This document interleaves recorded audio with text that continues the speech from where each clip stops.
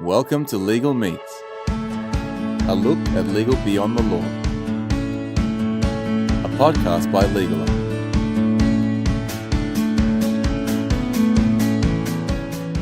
On this episode of Legal Meets, we meet Nehal Madhani, the founder and CEO of Alt Legal, a company whose cloud-based IP docketing software helps legal professionals prepare and manage hundreds of thousands of IP filings and deadlines daily. Hi everyone, and welcome to this episode of Legal Meets. I'm joined by Nehal Madhani over in New York. How are you, Nehal? Good. How are you? I'm very well. So you're in the wings waiting for the delivery of your next startup, a baby girl. Exactly. One startup was enough, so we figured, how can we make this, more challenging? More complex. All right. Wishing you all the best, and thanks for joining us on this episode.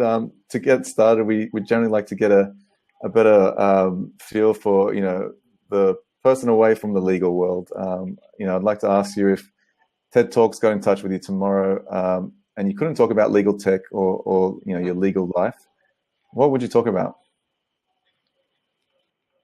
So I guess somewhat related, I probably would talk about the importance of finding passion in your life, and then using that as a measure of success. Right. I think too often, especially with lawyers, right, you see a lot of lawyers changing careers, myself included. But a lot of folks that you talk to, especially now, I get messages from undergrads saying, I'm thinking about going to law school. Like, oh, why do you want to go to law school? Well, I didn't want to go to med school or business school. And it ends up being a default. And so I think, very often, and I grew up in a family of immigrants, so you're always pushed towards professional careers. But, they often neglect to mention that, if you find your passion, that's a path towards success. And so do you find that's, yeah, I think we're often painted a picture of what we should be doing or what we should like or strive towards. Right. And probably the hardest thing in life, in any respect, is doing what you actually love. And it's hard to, some people take their whole lives to kind of do that, right? So that's right. And so, speaking of that, like, what actually made you, in the first instance at least, want to be a lawyer? So it was a strange thing. So I went into undergrad. I was a biology major and economics major, thinking I would be covered if I decided I want to go to med school or if I want to go to law school. And so went through that process. My plan was to take the MCATs, LSATs, and to GMATs and everything in between. Best way to figure out what you want to do with your life. But along the way, around senior year, I had a lot of free time. I had finished a lot of my courses already and had a lot of credits coming into school. So I started a business, and it was an online marketplace connecting college students together so that they could buy and sell stuff both online as well as offline. Things like textbooks, furniture, even carpool, anything that they wanted to transact on. And when I did that, I didn't know anything about forming an entity or, what was involved, contracts, anything. But I found a small business development center in the university city that I was in, and met with a lawyer there. And he really painted the, interdisciplinary approach that exists between law and business and how law intertwines with it. And I loved that he was able to issue spot and, suggest these things or talk about the risk and ramifications. And that really, kind of solidified my interest in law school, and saying that, even if I decide to build a business, whatever kind of business, that legal degree would provide the perfect mindset. It's so true that having that as a backdrop, obviously, if you're able to use it in an entrepreneurial sense, as opposed to sometimes lawyers even put their hands up themselves and say they get guilty of finding the holes in what's right. in a business proposition concept deal. But it's also interesting that you obviously showed signs of that initial entrepreneurial flair, I guess, early on. What year was that when you were dabbling in the marketplace? Yeah, so it certainly was. And so then I ran that marketplace. We went through a lot of mistakes and whatever it was, but we even ran it through first and second year of law school. Wow. And it was at that point I started realizing that, I love law, but I'm more excited by the prospect of building a business and the challenges of it and everything that goes into it, where I can still draw on my legal skill set, but not necessarily as much a practice. But at that point, I was graduating law school in 2009. And if you Wow. remember 2009, not Yep. the best time for really anything. Yeah. And so with that, graduated law school in 2009. I thought, okay, maybe I'll start a business right out of law school, but not a smart idea. And I had this great offer from a law firm to join their restructuring group, their bankruptcy group. And so decided to take that on, figure I will learn the law, even, learn the part that law school doesn't even teach you, right? Which is often the practical elements of actually being a lawyer. And so I did that, practiced there for about 4 years. Oh, wow. Okay. So we kind of know how you got into the law in the first place. And it seems like, again, you were carrying this entrepreneurial flair and this drive with you into practice. But what was it essentially that kind of, I guess, led you away from, you were working, I think it was, or billing at least, 2,400 hours a year. I mean, it's a bit beyond the normal. Yeah, a bit beyond the normal. I think is it 2,100 hours is like a pretty stellar Standard New year. York. Yeah, standard. That's normal for New York. And so, how did you actually end up, going, okay, maybe this is not for me, or jumping out of that kind of that mold? Yeah, so, first few years I loved it, and I loved my entire experience at Kirkland. But the first few years in particular, right? You're billing a lot. I think first year was actually close to 3,000, and it was just because there was a constant flow of work, and you're getting thrown into it, and it was just very busy, right? A lot of companies were going through Chapter 11; they were understaffed, so got a lot of great experiences. But as you enter that fourth, fifth, sixth year, right, you're moving towards that partner track and all the partner skills that they want you to learn. And the thought at that point was, do I want to, go down the partner track, right? Do I want to make this a career, or, have I been happy with sort of the new skills I've learned, and I don't need to, am I less interested at that point in refining the existing skills, right? And so at that point, I think it was about, 4 years in, said, I'm happy with what I've learned, but I've always had this entrepreneurial bent that I can't shake. And if I'm going to be starting a business, now's probably the best time to be starting it at any point in my life.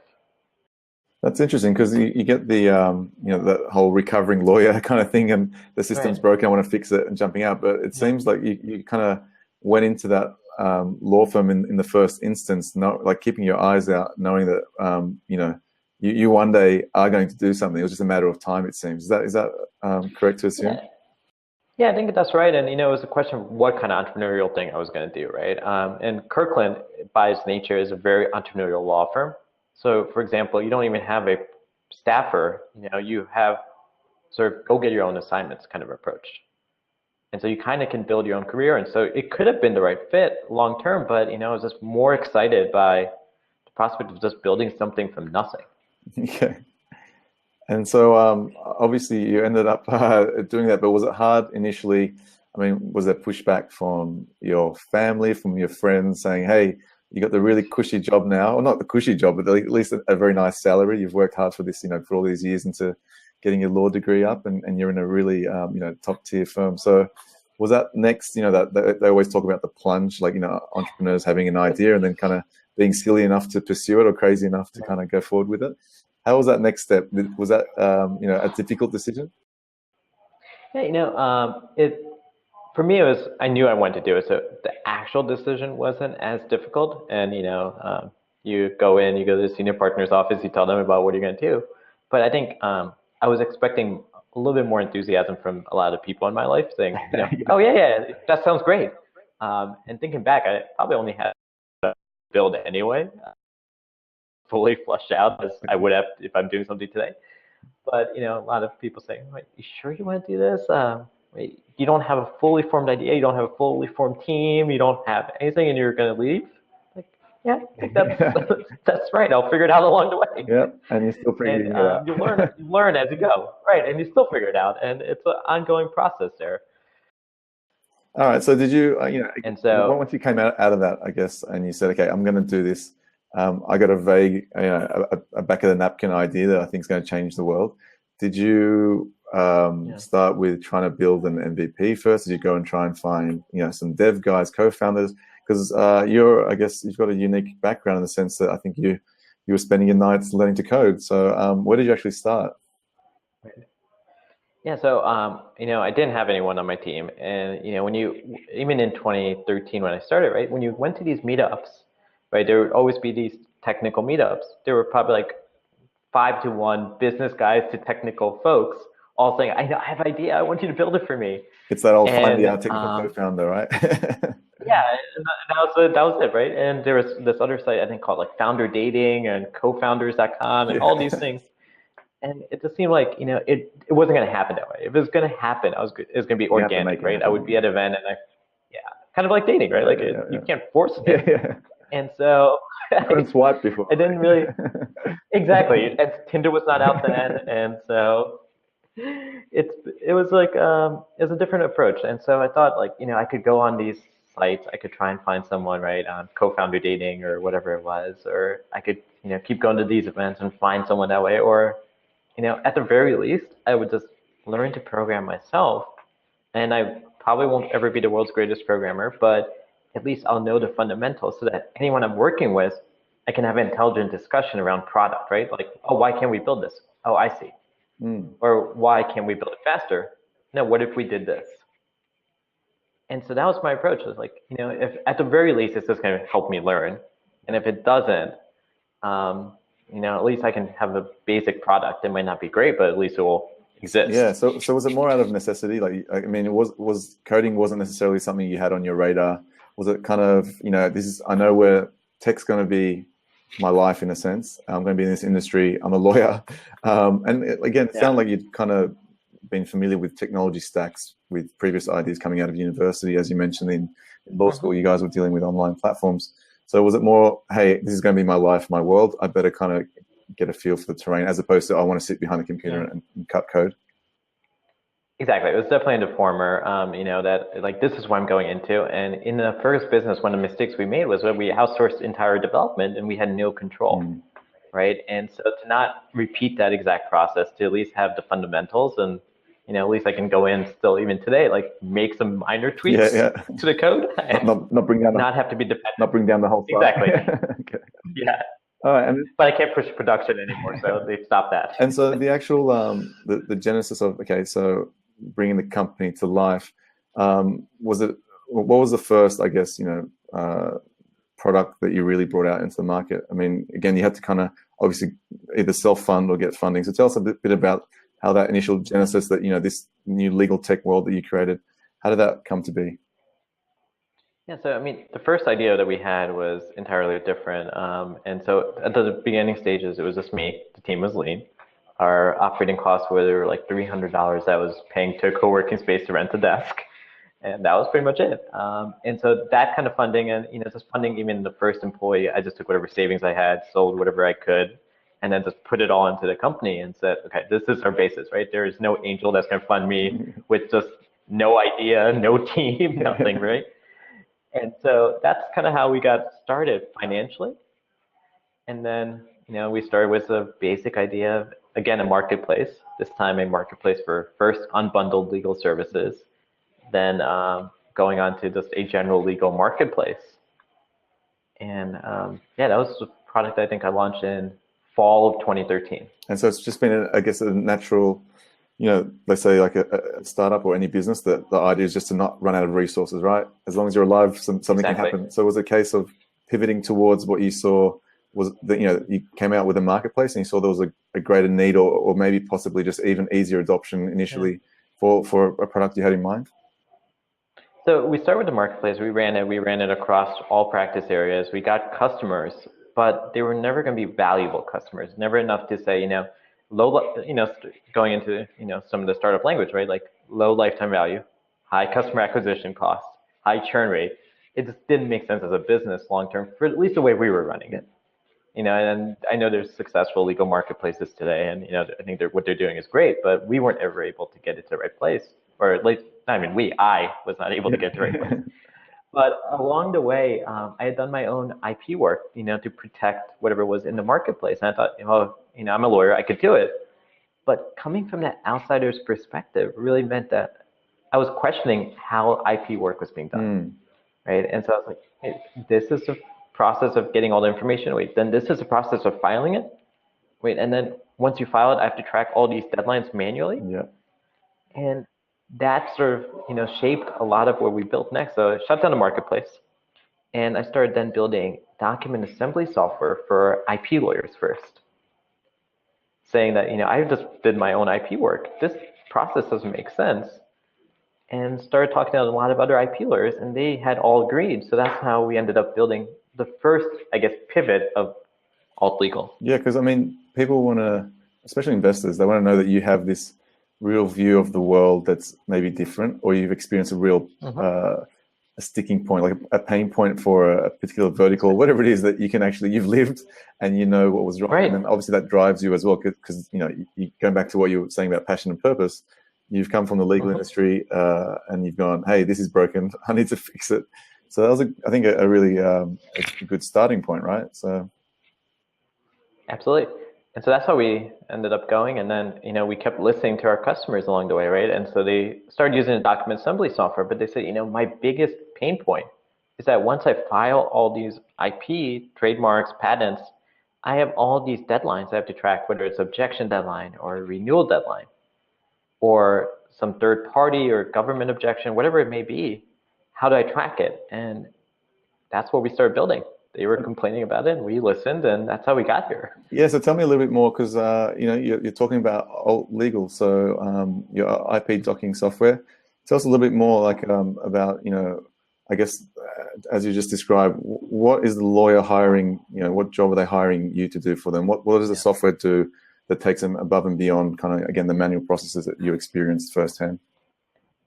So in many ways, I guess, the best analogy that I have for our customers who are approaching us or starting a new practice is that, a lot of it is that you're building essentially software that either acts like IP paralegal if you don't have one, or supplements the work of IP paralegal.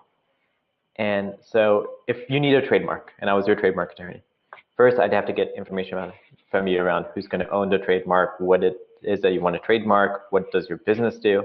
Right, and then I have to take that information and then manually transcribe it into an archaic, or at least not as modern government filing system.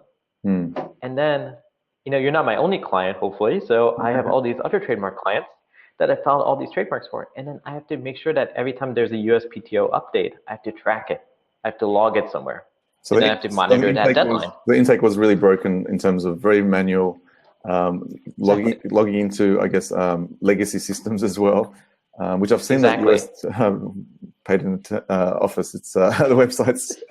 It's getting better, and they're making a lot of progress, but it's still, it's not as intuitive as your website would be. Yeah, right. Okay. So then the next step. So you've got the intake, and again, as you mentioned, that's really it's lawyers are now more than ever incentivized to be efficient, right? You're heading towards fixed fees and value-based kind of, billing.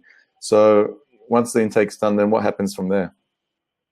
Yeah, so once it's done, we then take that information and we built a unique integration with the PTO website itself that will actually take all that and put it into the USPTO's application system. And we haven't seen anyone else still do this, so it's quite unique in the market.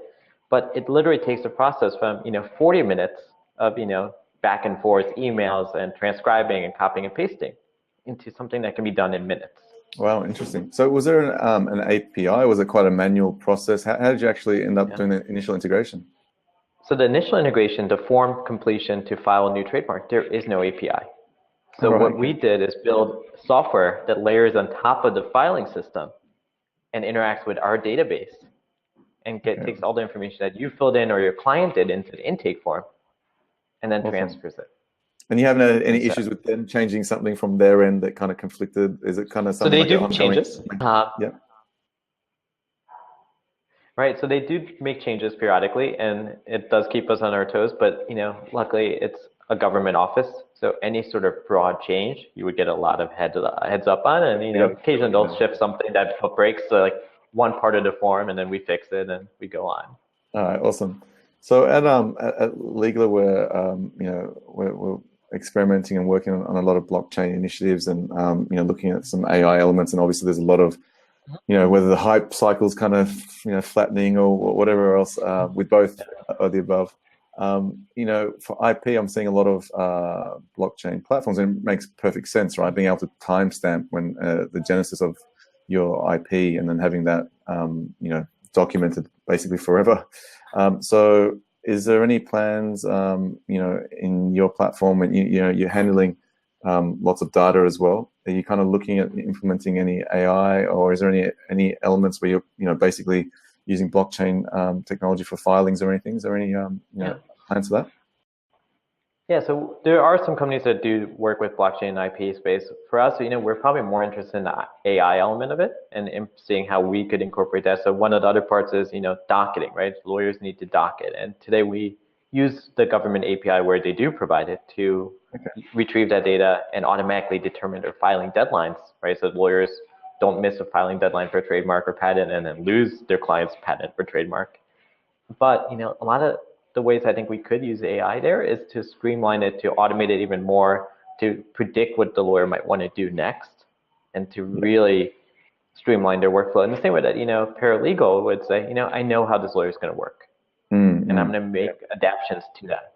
Yeah, I think that would be something that we'd be doing. That's again another big area of focus for lawyers now is how do I bring intelligence to my workflow, right? Because everything's, you're starting to get the document automation, the intake's getting automated, and now it's becoming about all this data that's available to them. What can they actually do with it really easily? Oh, that's awesome. So, all right. So in terms of, you're making some really major impressive updates to the platform as well, and you'll be running faster and better than ever. What are the features that you're kind of looking to bring out into the market soon? Can you talk about those at all, or kind of they top secret? Absolutely. No, we're happy to share. So, a lot of what we've done so far as a company is really around workflow, right? So we've helped lawyers create trademark applications faster. We help them manage their trademark portfolio. And this is great. Our average customer logs in daily to just see everything that's happening. But the next phase for us is to really go around data, right? We have a lot of data. There's internal data, there's external data, but to draw trends, to give them insights that they wouldn't otherwise be able to derive even manually, right? And so that's the next phase of what we're building. We have 9 million, for example, US trademarks in our database. There's a lot of insights that we could draw in there, right? Or even something basic like, if someone files a trademark for alternative law and tries to sell docketing software, alt legal would want to know. Yeah. So that's sort of the next phase of what we're building or partnering to bring to market. Okay, awesome. It's exciting. And then, basically, you've got this company up and running now. You've come from a lawyer background.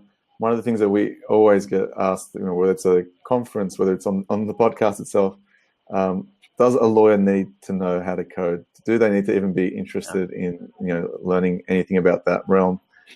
What's your take? Now you've lived and breathed it. You've kind of seen where it's helped you.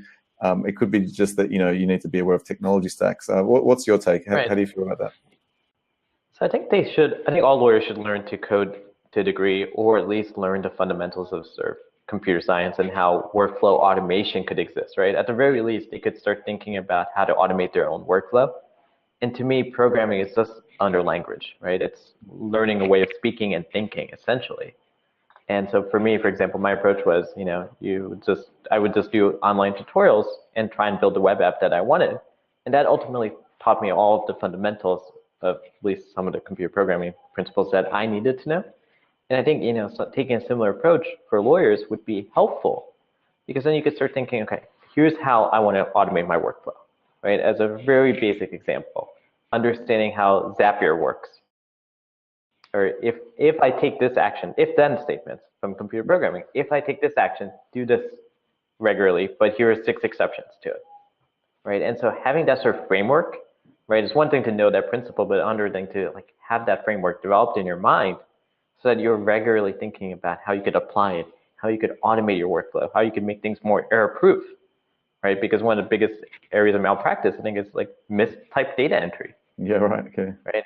And so not having that slip through, or, automation to build in complete reminders for yourself, or to understand how all these programs could work together. So I don't think, lawyers need to learn computer programming so that they could engineer their own smart contracts or build their own legal tech company. Certainly they can. Yeah. But to really think about how they could automate their workflow. Yeah, it sounds. And that's where I think would be really helpful. Okay, thank you. It sounds like it's almost the mindset, like having an agile mindset.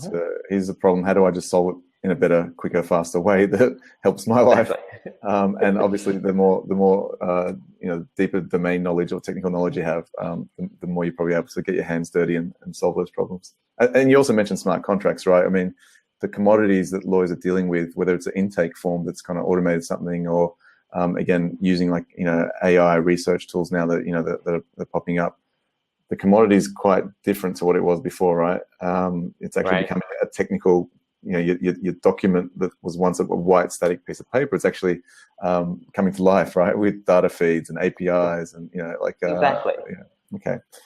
All right, very cool. Smart contracts are the future, right? Like, how does it all fit together? And it's sort of the same reason that, I learned computer programming, even though I wasn't going to be a coder at then, is that you can have that intelligent conversation. Yeah, awesome. And so you've taken the proverbial plunge, for any lawyers that, and there's been some really great stuff happening with, this global legal hackathon that was just happening around the world. So many of these young students are coming out, and, whether they're completely disillusioned by becoming a lawyer or it's just they see bigger problems they want to solve. What's your advice for the people that just say, hey, you know what, I think there's a different path for me, and they might have to kind of again break that mold that someone else has kind of created for them as either they can still do the law degree, but taking a plunge and creating something like an idea. What do you think you could dispel to them that might help them kind of make better decisions? So I think one of the things that we learned often the hard way is the importance of focus, right? So if you are going to be building a legal tech company, right, or any kind of company, right, go in as niche as you can, right? Even in IP, we like to focus a little bit more on trademarks and patents, right?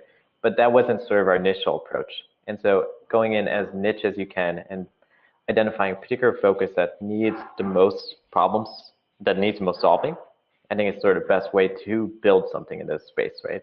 And the nice thing about law is there's so many niches, there's so many different areas of focus that you could just go in and solve that narrow problem, and then you can always expand out.